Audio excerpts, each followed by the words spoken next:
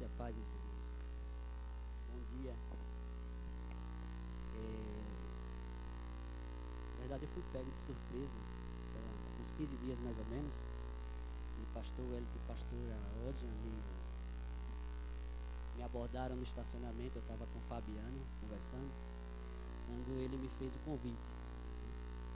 E naquela hora, imediatamente, eu disse a ele: pastor, eu não sei pregar, não. Ele disse: mas você é professor, você sabe como montar uma aula, então estude um pouquinho e fale para a igreja o que Deus colocar no seu coração. E não sabia eu que Deus já tinha me dado a mensagem. E aí eu vou tentar falar sobre como essa mensagem chegou inicialmente, porque eu estou me tremendo todinho aqui.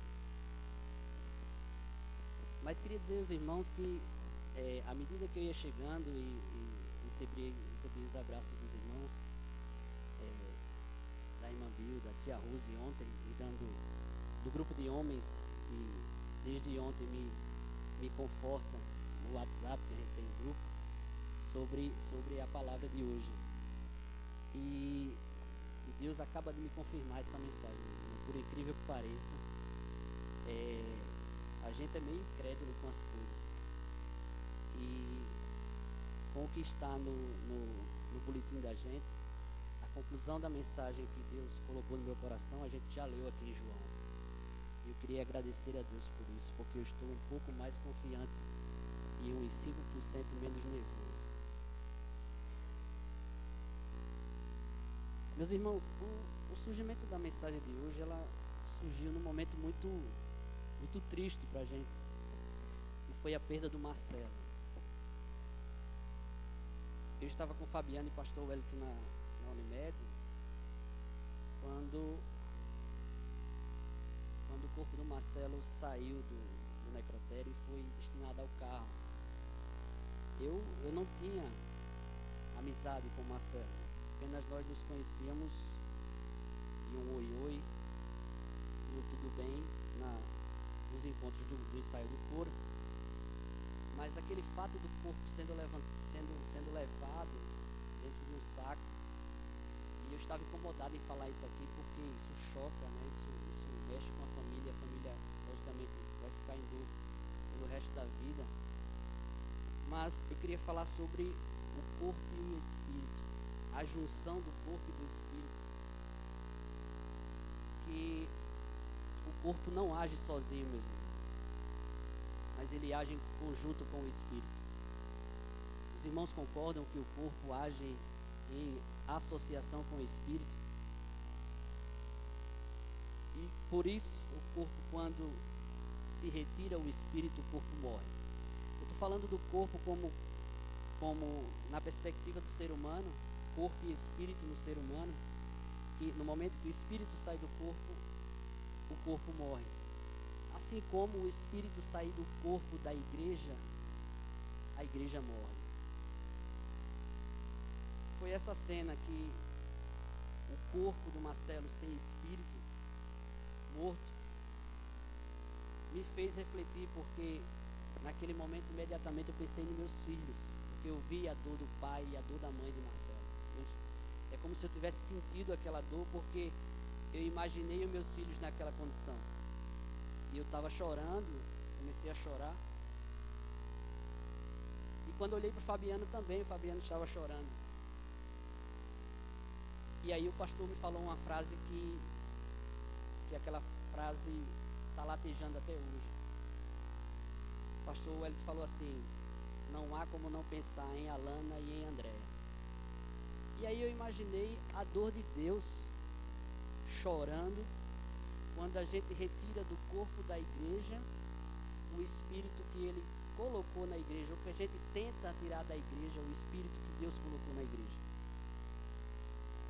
E aí me surgiu uma pergunta: será que Deus chora quando nós separamos o corpo e o espírito na nossa caminhada cristã? Porque assim, meu irmão, eu comecei a imaginar que pelo meu corpo respondo eu, mas pelo corpo da igreja vai responder eu você.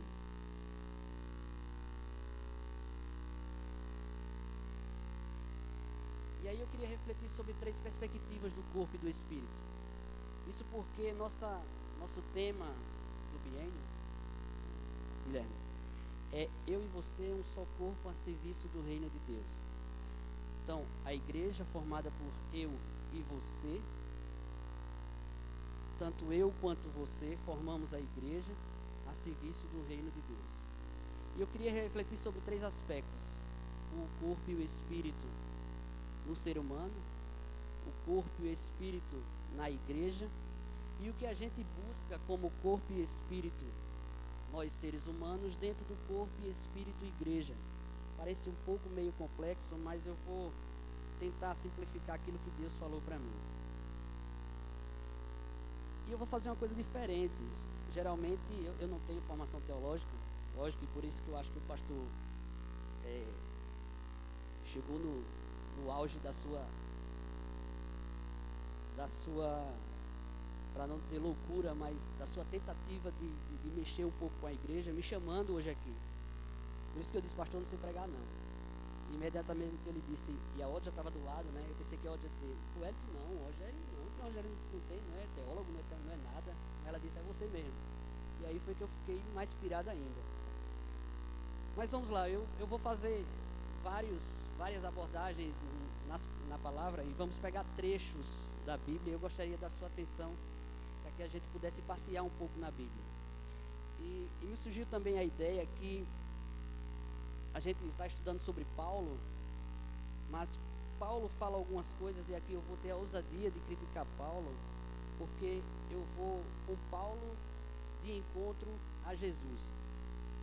Eu creio que nós devemos nos espelhar em Paulo sim como referência, mas nossa maior referência é Jesus Cristo.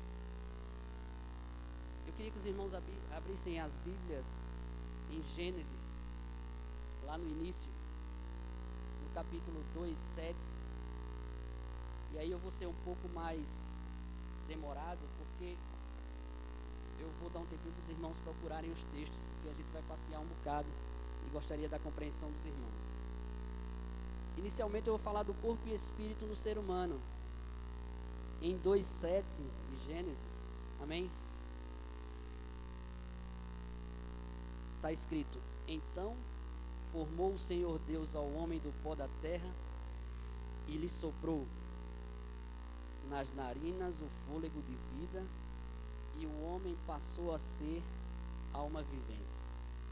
Meus irmãos, no momento da criação do homem, Deus cria um corpo vindo do humus, que a gente já estudou aqui, inclusive com o Edmilson, quando nos trouxe a palavra.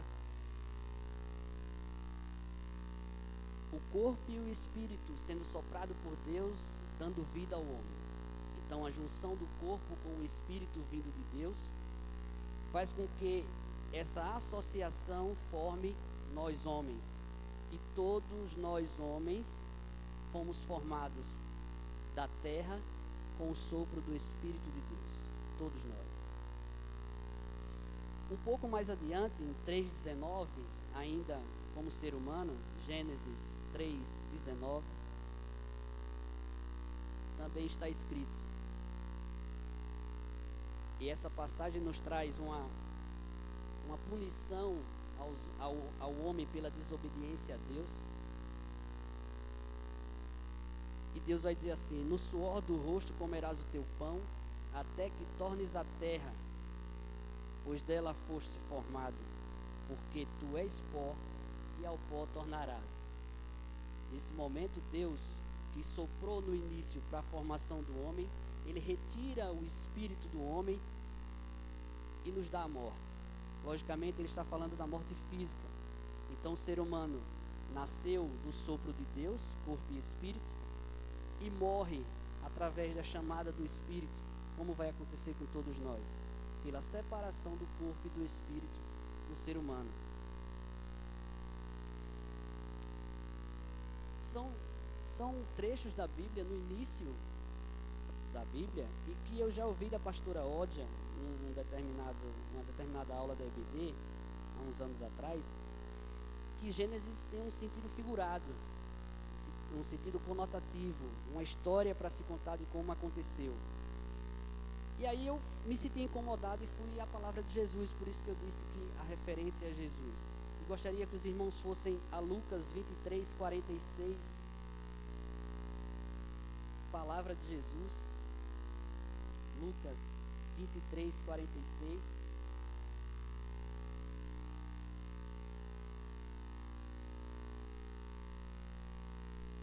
Lucas 23, 46. E Jesus, no momento da sua morte, que Jesus se fez homem, se fez corpo, e Deus também lhe soprou o Espírito, ou seja, ser humano como nós, e Jesus entrega o Espírito, e ele diz, Lucas escreve, então Jesus clamou em alta voz, Pai, nas tuas mãos entrego o meu Espírito. E dito isto, expirou. Jesus morreu fisicamente, como ser humano, passou pelo que nós vamos passar, e nesse momento há uma separação. O próprio Jesus entregando ao Pai o Espírito que é dele e separando do corpo.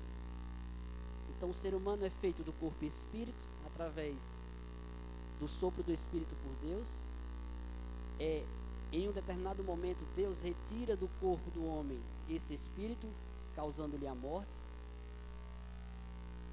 E Jesus confirma isso no momento da sua crucificação. Esse é o aspecto do ser humano como corpo e espírito.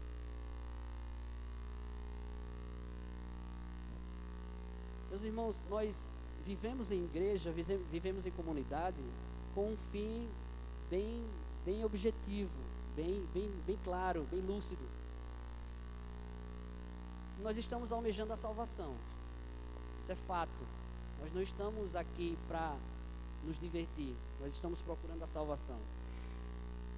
E a salvação que nós buscamos está em João 14,6. Eu vou pedir mais uma vez que os irmãos, com um pouco de paciência, abram suas Bíblias em João 14,6.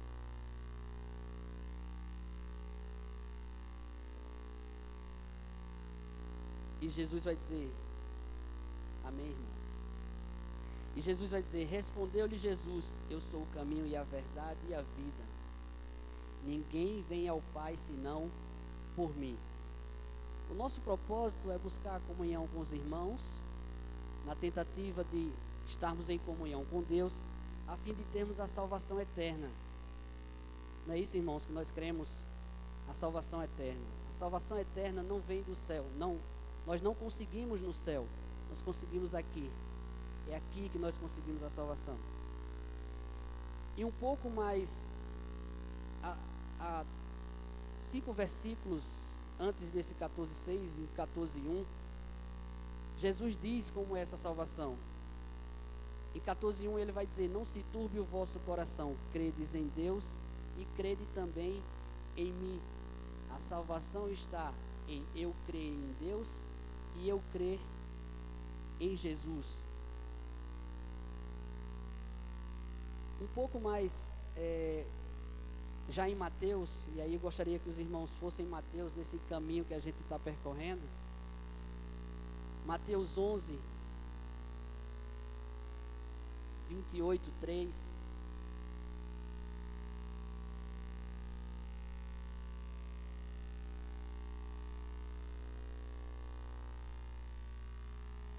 É Jesus mais uma vez que vai dizer, Mateus 11,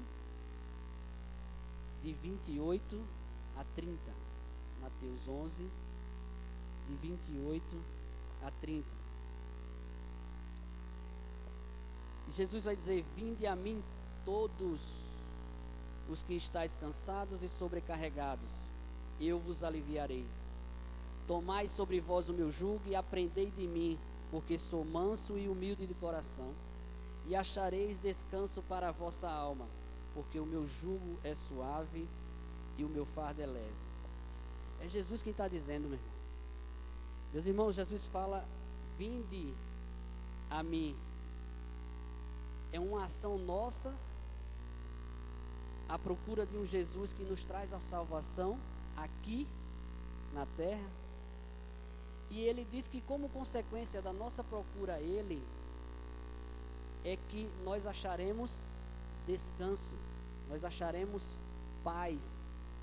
E essa paz, meus irmãos, qualquer um de nós que entra na nossa igreja, ou em qualquer igreja que seja, está no propósito de que aqui ele vai encontrar um Jesus que lhe traga paz.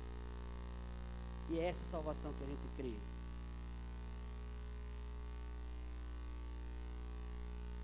Em Romanos 10:9, aí palavras de Paulo,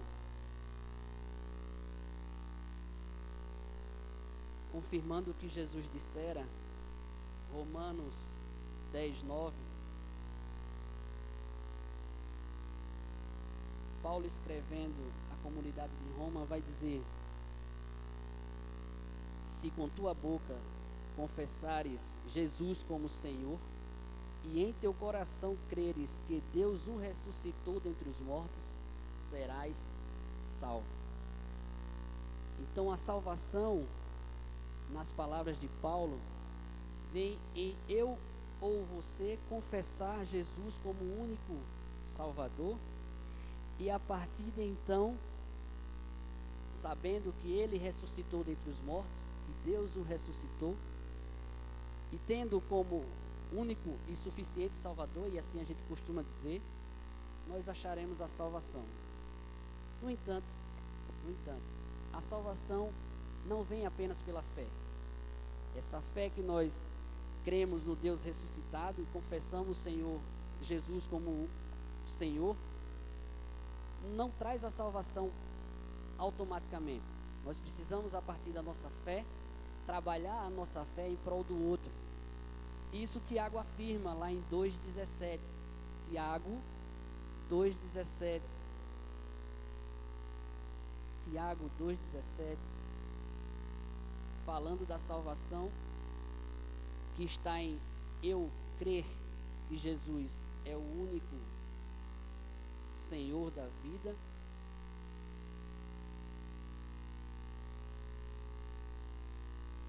Em Tiago 2,17 ele vai dizer, e depois os irmãos, se tiverem um pouco de curiosidade e quiserem, leia a epístola de Tiago. Tiago em 2,17 ele vai dizer assim: assim também a fé, se não tiver obras, por si só está morta. Então, meus irmãos, a fé junto com a obra aqui na terra vai nos trazer a salvação. Não é somente crer. Crer e praticar em prol do outro, em prol da comunidade, nos trará a salvação. E esse trabalhar junto com o outro é que nos faz igreja. No Novo Testamento a gente encontra a igreja, somos nós, cada um, mas nós não trabalhamos isoladamente. Nós trabalhamos todos juntos em prol do reino de Deus. E aí o tema da igreja que me chamou a atenção: eu e você, um só corpo a serviço do reino de Deus. E aí eu gostaria de falar na terceira perspectiva, que é o corpo e o espírito como igreja. Já falamos do corpo e espírito como ser humano, a salvação que nós buscamos através desse corpo e espírito como ser humano, e agora através da atividade na igreja. Em 1 Coríntios 12, 27. Em 1 Coríntios 12, 27, nós estamos estudando 1 Coríntios na EBD 12, 27. Paulo vai afirmar quem é o corpo.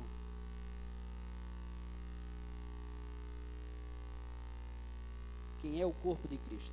Nós, a igreja. Ele vai dizer: ora, vós sois corpo de Cristo e individualmente membros desse corpo. E nós já sabemos que nós juntos como membros formamos uma igreja que é denominada por Paulo como corpo de Cristo.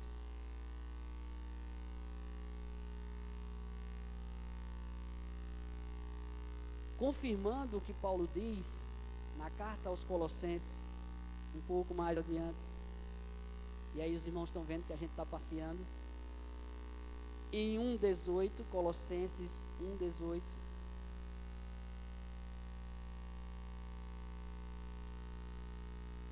Paulo vai falar, ele, falando de Jesus, é a cabeça do corpo da igreja.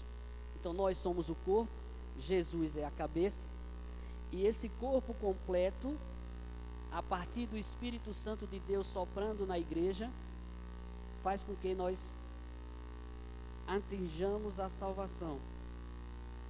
Irmãos, em Efésios, carta dos Efésios 1, 22, 23, depois de Gálatas, Efésios 1, 22, 23,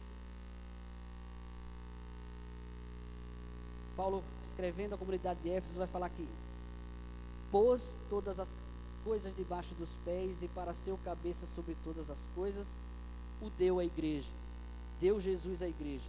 A igreja, qual é o corpo? A plenitude daquele que a tudo enche em todas as coisas. Então nós, junto com Jesus, que é o cabeça da igreja, pretendemos achar salvação com os irmãos, para que nós vivamos a vida eterna, praticando as obras junto com os irmãos. Mas há 15 dias atrás, na EBD, a gente leu em 1 Coríntios uma coisa que me chocou. Por isso que eu disse no início que Paulo, ao escrever a Coríntios, ele entra em contradição com Jesus. Se nós formos em 1 Coríntios 5, 1, 5, e aí a pastora Odja, naquela oportunidade, ela disse, quem estava naquela aula ouviu, que nós não podemos ler Paulo a partir de uma contextualização hoje, sem lembrar do que era naquela época. A comunidade de Coríntios era muito complexa. E aí Paulo vai falar em 1 Coríntios 5, 1 a 5. E diz assim: geralmente se ouve que há entre vós imoralidade e imoralidade tal, como nem mesmo entre os gentios, isto é, haver que se atreva a possuir a mulher de seu próprio pai. Estava cometendo pecado, membros da igreja. E contudo, ainda vós ensoberbecidos, e não chegastes a lamentar, para que fosse tirado do vosso meio quem tamanho ultraje praticou. Paulo vai falar, na verdade, ainda que ausente em pessoa, mas presente em espírito, já sentenciei, como se estivesse presente, que o autor de tal infâmia seja, em nome do Senhor Jesus, reunidos vós e o meu espírito, com o poder de Jesus nosso Senhor. E aí a frase que me chocou: entregue a Satanás para a destruição da carne, a fim de que o espírito seja salvo no dia do Senhor. Nesse momento que Paulo fala o corpo entregue a Satanás para que o espírito seja salvo, ao meu ver, ele deixou de conceber uma palavra tremenda de Jesus, que foi no momento da sua morte. E aí eu queria fazer esse contraponto nas palavras de Paulo, porque a gente também não pode entender Paulo como o Senhor de toda a razão e o Senhor de toda a fé. Até porque o nosso alvo é Jesus e não Paulo. E não estou dizendo aqui, meus irmãos, que Paulo não foi importante e não é para o crescimento da igreja. Não estou falando isso. Estou falando num ponto em que Paulo afirma que ele sentenciou a partir do Espírito de Jesus. E o Espírito de Jesus, ele não sentencia ninguém. O Espírito de Jesus, ele não condena ninguém. E isso está lá em Lucas. E eu gosto de Lucas porque eu fui ovelha do pastor Tassis, Guilherme Kalinka. E pastor Tassis falou uma certa vez que Lucas era médico. E como ele acompanhava Paulo, Lucas, por ser médico, ele é muito detalhista. E eu tive a curiosidade de procurar nos 4 evangelhos a descrição de como aconteceu a morte de Jesus. E somente em Lucas a gente encontra o detalhe do que eu queria falar agora. Lucas 23, 39 e 43.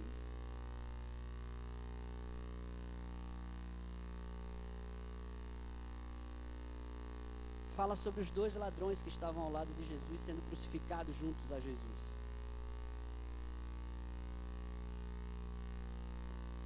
Lucas 23, 39 e 43. Um dos malfeitores, amém? Um dos malfeitores crucificados blasfemava contra ele, dizendo: não és tu o Cristo? Salva-te a ti mesmo e a nós também. Respondendo-lhe, porém, o outro repreendeu, dizendo: nem ao menos temes a Deus, estando sob igual sentença? Nós, na verdade, com justiça, porque recebemos o castigo que os nossos atos merecem, mas este nenhum mal fez.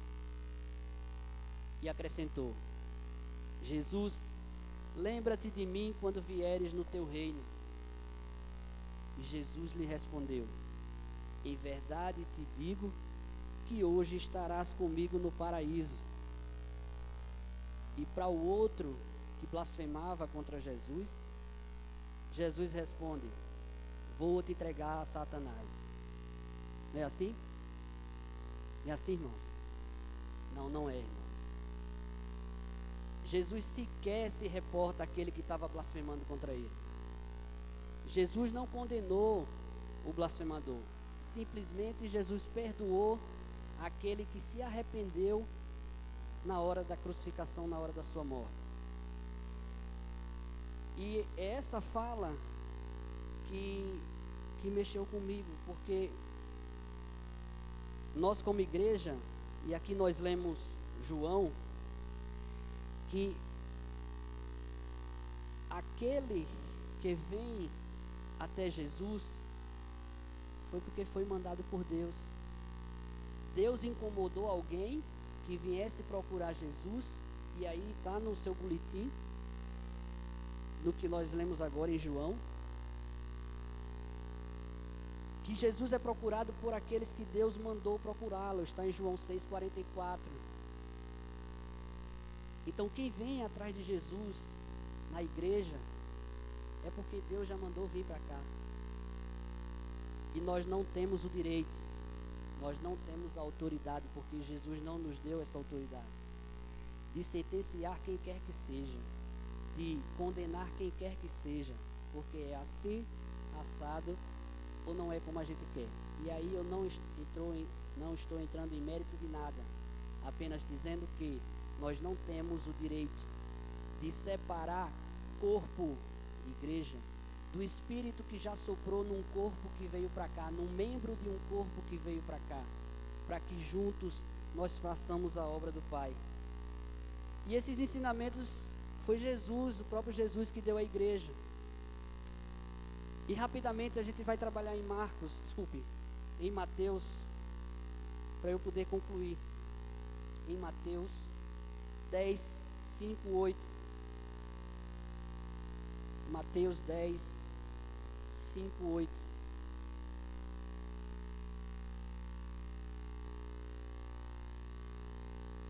Jesus dá as instruções para os 12 apóstolos, dizendo: a este 12 enviou Jesus, dando-lhe as seguintes instruções: não tomeis rumo aos gentios, nem entreis em cidade dos samaritanos, mas, de preferência, procurai as ovelhas perdidas. As ovelhas perdidas que estão chegando à nossa igreja.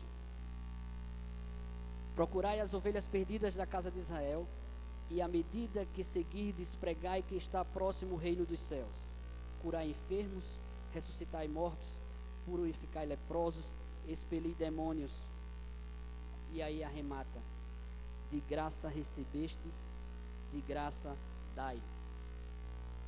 Meus irmãos, quando eu cheguei na igreja, eu estava arrebentado, como muitos de nós. Nós não procuramos a igreja geralmente porque está tudo bom, não. Geralmente a gente vem para a igreja porque a gente está arrebentado. E na igreja a gente procura ser acolhido. É o propósito de eu vir para a igreja. E essa instrução foi de Jesus: de graça recebestes, de graça dai. E o que foi que os discípulos receberam em toda a sua caminhada de Jesus? Uma palavra muito simples, que foi a mesma palavra que ele usou com o ladrão blasfemador na hora da crucificação.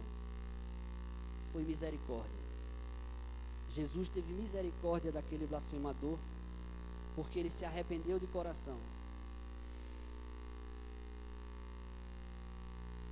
E em Mateus 7, 1, 2, um pouco antes, palavra de Jesus mais uma vez, e eu vou enfatizar a palavra de Jesus, palavra de Jesus, palavra de Jesus, porque ao meu coração, enquanto Paulo falar de acordo com Jesus, eu aceito o que Paulo diz.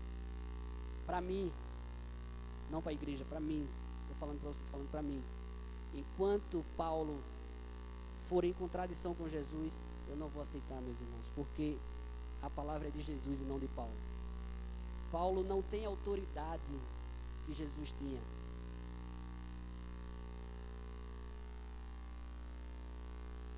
Em Mateus 7, 1, 2, Jesus falando, ele vai dizer: não julgueis, 7, 1, 2, não julgueis para que não sejais julgado, pois com o critério com que julgardes, sereis julgados, e com a medida com que tiverdes medido, vos medirão também. Meus irmãos, eu não preciso lembrar, todos já sabem, já é discutido várias vezes aqui, já é palavra recorrente do pastor, que nós temos um tratamento de julgamento quando é com o outro, mas quando é com a gente, o julgamento tem que mudar. E Jesus não fala em ter duas medidas ou não. Ele proíbe. No início ele fala: não julgueis. Ele não está pedindo para você julgar de acordo com o que você acha. Ele está dizendo apenas: não julgueis. Tanto é que o título dessa mensagem, logo em cima, é assim: o juízo temerário é proibido. Jesus está proibindo que alguém julgue, porque ele também não julgou. Pelo contrário, ele usou de misericórdia em vários trechos da sua missão, em várias passagens da sua missão.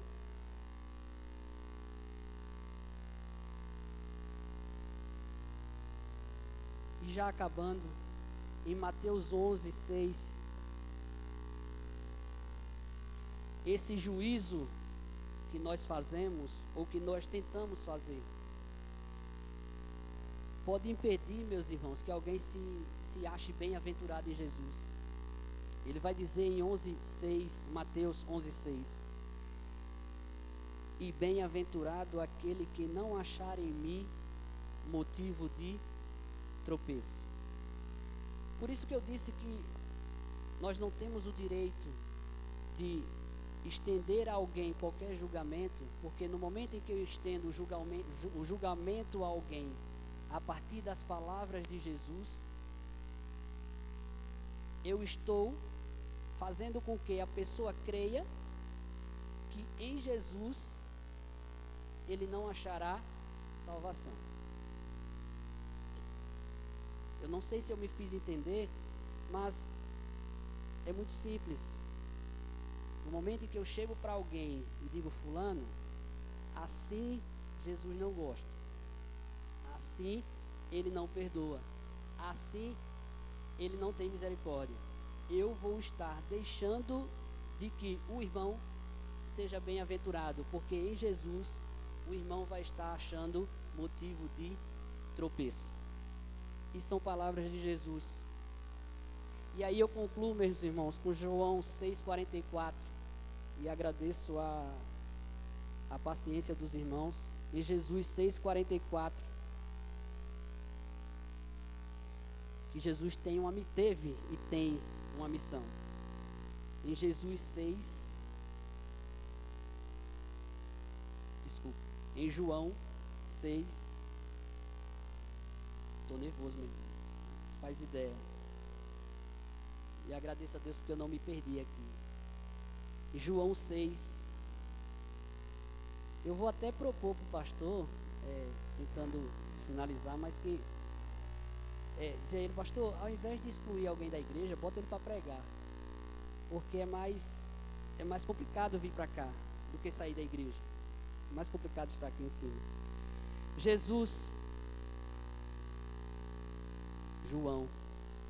João 6,44, João 6,44, Jesus vai, João 6,44, em João 6,44, Jesus vai afirmar, mas eu queria voltar um pouco no texto para a gente entender o que é que Jesus vai falar. Em João 6,35, palavra de Jesus, não de Paulo, mas de Jesus. E eu vou abrir um parênteses mais uma vez. Paulo é super importante para que a gente possa entender também Jesus. João 6,35, declarou-lhes, pois, Jesus. Nós lemos isso aqui. Por isso que eu disse, meus irmãos, que Deus me confirmou essa mensagem de novo. Ele já havia me confirmado ontem no almoço dos homens lá no clube dos oficiais da polícia. Nós fomos almoçar ontem lá. E eu venho pedir a Deus, Senhor, se for isso mesmo, fale para mim, porque eu estou com um medo terrível. E ontem no almoço, nós tocamos nesse assunto e eu declarei ontem lá. E hoje, mais uma vez, com o texto que está aqui, porque eu perguntei ao pastor pastor, quer que eu mande para o senhor a mensagem, para o senhor olhar? Ele disse, não, Deus não falou comigo, falou com você. Então, a mensagem de Deus foi para você, não foi para mim. A não ser que você tenha dúvida teológica. Eu disse, eu tenho um monte, mas eu vou arriscar. João 6,35, declarou-lhes, pois, Jesus, eu sou o pão da vida, o que vem a mim, aquele que Deus já falou com ele para ele vir, o que vem a mim jamais terá fome, e o que crê em mim jamais terá sede. Porém, eu já vos disse que, embora me tenhais visto, não credes. Todo aquele que o Pai me dá, esse virá a mim, e o que vem a mim, de modo nenhum eu o lançarei fora, porque eu desci do céu, não para fazer a minha própria vontade, e sim a vontade daquele que me enviou. E eu queria, irmãos, que nossos olhos saltassem nesse trecho. E a vontade de quem me enviou é esta, a vontade de Deus, a partir de Jesus, que nenhum eu perca de todos os que me deu. Pelo contrário, eu o ressuscitarei no último dia. De fato, a vontade de meu Pai é que todo homem que vir o Filho e nele crer tenha a vida eterna, e eu o ressuscitarei no último dia. Meus irmãos, não vai adiantar a gente estar impedindo ninguém de vir para a igreja, não. Não vai adiantar a gente, quer dizer, para Deus não vai adiantar, mas pode ser que eu responda pesado pelo que eu estou fazendo. No momento em que eu impeço o irmão de conhecer a palavra, no momento em que eu impeço o irmão de ter comunhão com Deus e com nós outros, eu posso pagar o preço que eu não quero. Porque a vontade de Deus é que todo aquele que crê em Jesus seja salvo. E Jesus vai ressuscitar no último dia aquele que creu nele. Independente do que a gente faça, Jesus vai ressuscitar porque ele prometeu. E Jesus não mente. Não é assim? Jesus não mente. Ele disse que vai ressuscitar aquele que um dia creu nele. Mas assim como nós, os judeus, continua no 41, murmuravam, pois, dele os judeus, murmuravam de Jesus. Meus irmãos, murmurar é falar baixo, né? Murmurar é cochichar. Provavelmente, e aqui eu vou arriscar, Jesus não ouviu. Mas ele sentiu. Ele sentiu o que os judeus queriam naquele momento. Murmuravam, pois, dele os judeus, porque disseram: eu sou o pão que desceu do céu. E diziam: não é este Jesus, o filho de José? Acaso não lhe conhecemos o pai e a mãe? Como agora diz: desci do céu? E aí Jesus volta a responder. E eu queria encerrar com essa frase de Jesus: ninguém pode vir a mim se o Pai que me enviou não o trouxer. E eu o ressuscitarei no último dia. Eu tenho para mim, meus irmãos, e aí é só desconfiança, que esse último dia é para não dar chance a gente de interferir. Esse último dia que Jesus falou é para não dar chance a gente de interferir no projeto de Deus, na missão de Jesus. E eu concluo, meus irmãos: se qualquer pessoa confessar que Jesus ressuscitado é o seu Senhor, eu não tenho o direito de fazê-lo acreditar que Jesus não aceita pecador, pois eu pagarei o preço de uma alma perdida. No entanto, essa alma que já havia procurado Jesus um dia, Jesus o resgatará no último dia. Que Deus tenha misericórdia de nós.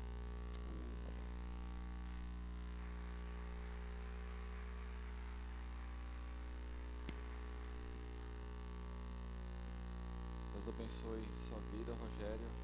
Mensagem vinda da parte de Deus. Encontre espaço nos nossos corações. Nós vamos dedicar, estaremos cantando Igreja Presente. Enquanto o Rogério pregava, a terceira estrofe dessa canção que nós estamos bastante acostumados, veio à minha mente, que missão é ação. Se nós entendermos um pouco da mensagem que nós ouvimos hoje, nós devemos, além de refletir bastante sobre o que nós somos como corpo, nós precisamos agir. E aí Deus deve revelar a cada pessoa o que fazer. Então reflita sobre tudo que você ouviu hoje, sobre os textos, concordando ou não concordando, pense sobre isso e haja. Busque de Deus o que deve ser feito, qual é a ação que a missão de Deus coloca nas nossas vidas que nós devemos fazer. Vamos cantar, nós vamos dedicar, e ao final desse período nós estaremos orando e encerrando o culto, indo para a escola bíblica.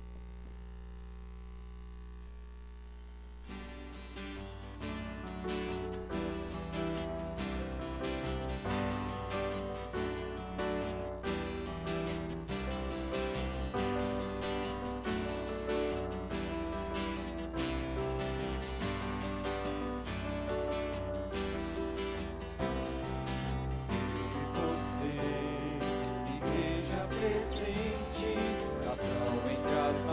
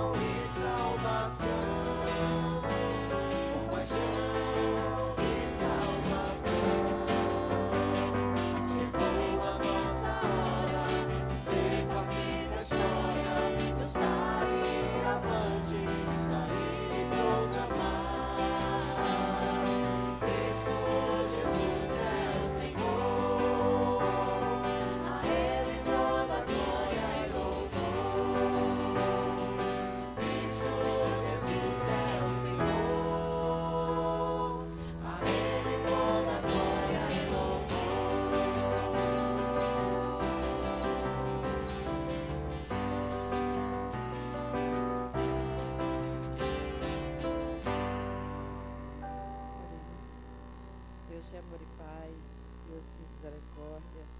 Obrigado, Senhor, por esse momento na tua presença. Obrigado por essa manhã, pelas nossas famílias, Senhor Deus. Que o teu Espírito continue conduzindo esta tua igreja, Senhor Deus. Que possamos estar presentes na tua palavra e nas tuas obras, Senhor.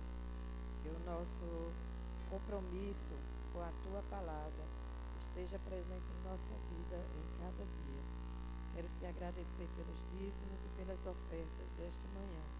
Que possamos dirigir, Senhor Deus, todos esses recursos com gratidão a ti, Senhor, porque tu tens nos dado a tua presença, a tua força em cada compromisso nosso, Senhor Deus.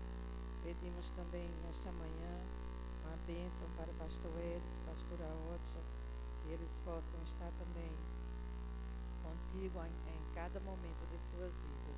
Nós te agradecemos por tudo, em nome de Jesus. Amém. Vamos para a escola e até o culto da noite.